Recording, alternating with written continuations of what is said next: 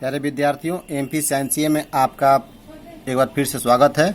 आइए आज हम लोग देखेंगे लेसन 1 प्रकाश का परावर्तन। तो आप सभी जानते हैं कि प्रकाश किरण जब किसी सतह से टकरा करके वापस लौट जाती है तो उसको हम प्रकाश का परावर्तन कहते हैं। तो देखते हैं इसमें सबसे पहला सूत्र क्या है। ऐसे तो प्रकाश परावर्तन का 2 नियम है।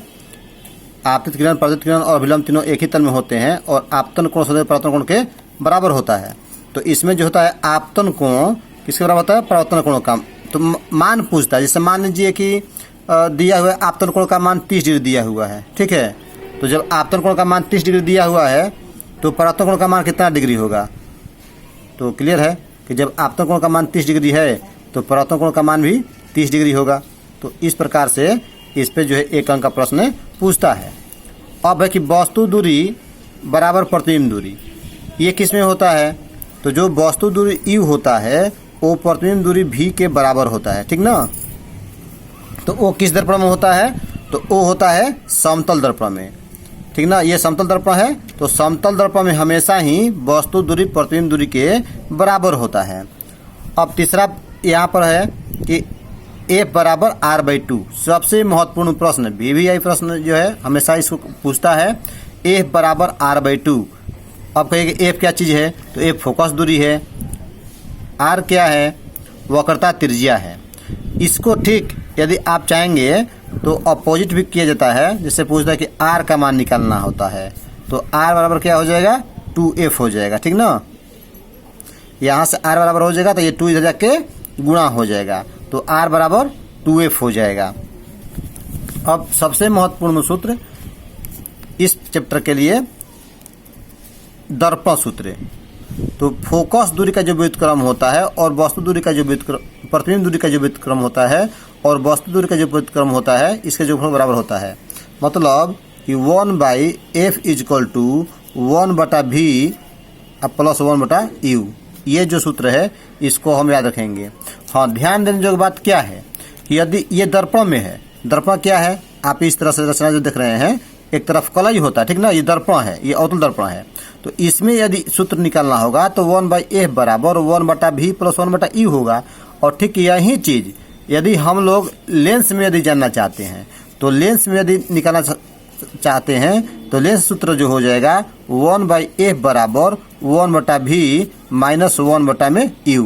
यहाँ पर बतलाने का उद्देश्य क्या है कि दर्पण में होगा प्लस और लेंस सूत्र पूछेगा। कौन सा सूत्र? लेंस सूत्र।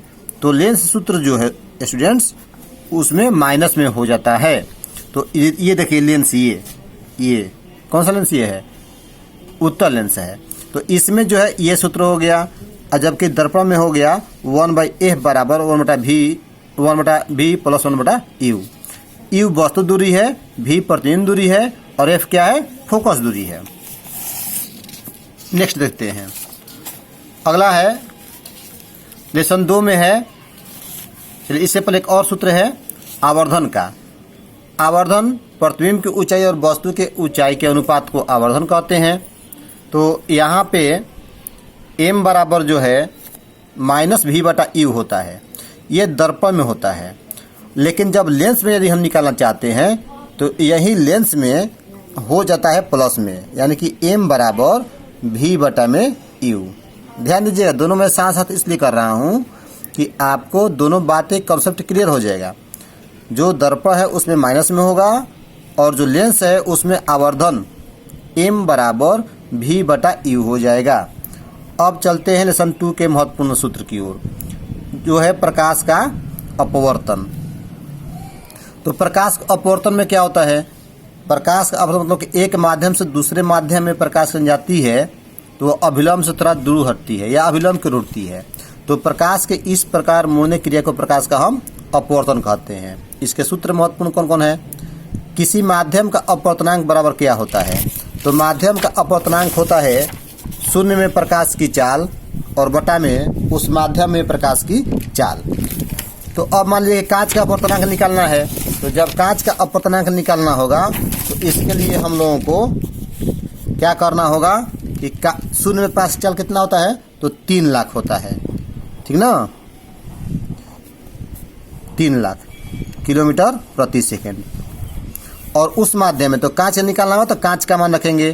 तो कांच का अपवर्तनांक मान कितना कितना होता है? 2 लाख। कांच में प्रकाश का चाल जो होता है वो 2 लाख होता है। तो यहाँ पे कट जाएगा, तो 3/2 होगा, मतलब इसका मान कितना आएगा? 1.5 आएगा। यहाँ पे 1.5 आ गया। इसी प्रकार से आप लोग पानी का निकालिएगा, एक 1.33 आएगा। अब है नेक्स्ट क्वेश्चन कि आपेक्षिक अपवर्तनांक। आपेक्षिक अपवर्तनांक N21 बराबर N2/N1। अब माध्यम 1 का निरपेक्ष अपवर्तनांक N1 है और माध्यम 2 का निरपेक्ष अपवर्तनांक N2 हो जाएगा। तो इस प्रकार से N21 बराबर N2/N1 हो जाएगा। देखते हैं नेक्स्ट सूत्र को। जो प्रकाश के अपवर्तन का दूसरा नियम है कि किसी विशेष रंग के लिए आपतन कोण की ज्या और अपवर्तन कोण की ज्या का अनुपात एक नियतांक होता है, तो उसको हम स्नेल का नियम भी कहते हैं। ये डायरेक्टली पूछता भी है। तो यहाँ पे हम लोग स्नेल के नियम को देखेंगे, ठीक ना, और उसके हिसाब से साइन आई और साइन आर का जो मान है वो नियतांक होता है। तो ये सूत्र हो गया कि साइन आई बटा साइन आर बराबर कांस्टेंट। ये देखिए, माध्यम 1 का निरपेक्ष अपवर्तनांक N1 है और माध्यम 2 का N2 है। यहाँ से प्रकाश किरण आ रही है, ये माध्यम हो गया। जैसे मान लीजिए कि ये हो गया हवा, हो गया ये माध्यम, दूसरा हो गया पानी। तो एक माध्यम से दूसरे माध्यम में प्रकाश प्रवेश किया, तो ये जो है ये यहाँ पे साइन आई, ये साइन आर। तो यही हो गया कि साइन आई बटा साइन आर बराबर एक नियतांक। हम निकालना चाहते हैं इसके वैल्यू को, तो साइन आई बटा साइन आर बराबर N21 हो जाएगा, is equal to N21 equal to N2/N1। अब इसको हम यदि इसको हम इधर लाइन गुणा करेंगे तो हो जाएगा N1 से गुणा हो जाएगा, तो sine i into N1 is equal to sine r है, यहाँ पे N2 है तो इससे गुणा हो जाएगा, तो हो जाएगा साइन आर इंटू N2। इस प्रकार से इसको हम बोलते हैं स्नेल का सममित रूप। तो इसको आप इस तरह भी लिख सकते हैं कि साइन N1 को पहले कर सकते हैं N1 इंटू साइन आई बराबर N2 इंटू साइन आर। ये स्नेल का सममित रूप है। अब देखते हैं नेक्स्ट सूत्र को।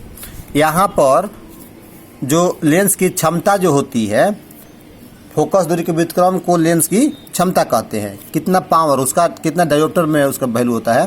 तो लेंस की क्षमता P बराबर 1/f होता है। इस सूत्र पे हम लोग को मान निकालने को आता है। अवतल लेंस में माइनस होता है और उत्तल लेंस में क्या हो जाएगा? प्लस। उत्तल में प्लस होता है वैल्यू उसका, ठीक ना।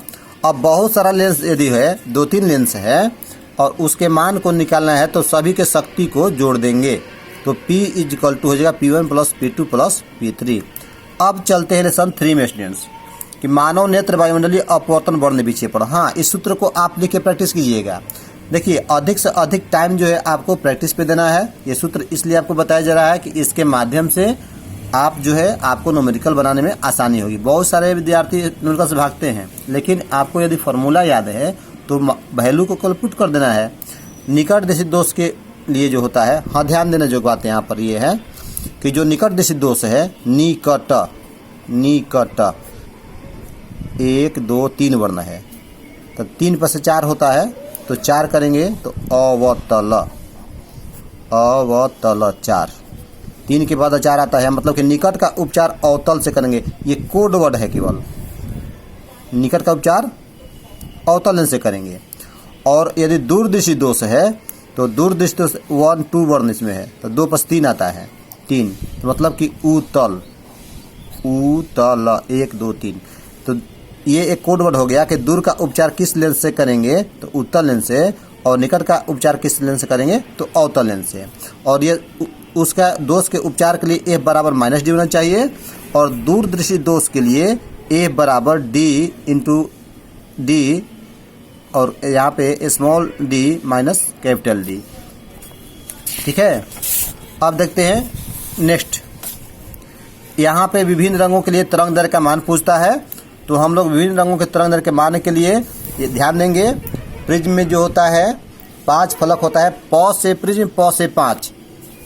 प्रिज्म में कितने फलक होते हैं? 5 फलक होते हैं। तो प से प्रिज्म आता है, प्रिज्म लिखते हैं ना, प्रिज्म बोल रहे हैं तो प पहले आ रहा है, तो प से कितना होता है? 5 होता है। प्रिज्म में फलक संख्या कितनी है? 5 है।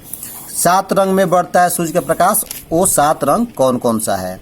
तो विबजियोर, V से हो गया वायलेट, I से इंडिगो, B से ब्लू, G से ग्रीन, Y से येलो, O से ऑरेंज, R से रेड। बैजानी पिनाला, विबजियोर। हाँ, आपने रंगों का फ़ोन नंबर याद किया क्या? नहीं ना? तो चलिए मैं बतला दे रहा हूँ आप लोगों को। जो विबजियोर है इसका कॉन्टैक्ट नंबर जैसे आप लोग याद रखते हैं वैसे याद रखिएगा, 40 44 46 40 44 46 50 57 59 62 70। ये 10 तक क्या 57 हो गया? 59 62। 40 44 46 50 57 59 62 70। ऐसे आप कहने में अच्छा लग रहा है, थोड़ा सा ऐसे कह लेंगे, उसके बाद लिखेंगे 40 44। तो 40 44 मतलब क्या है? 40 44 मतलब कि 400 से 440 बैगनी का है। 40 44 हो गया, 46 50, तो 440 यहाँ पे कर देंगे और इतना से 460।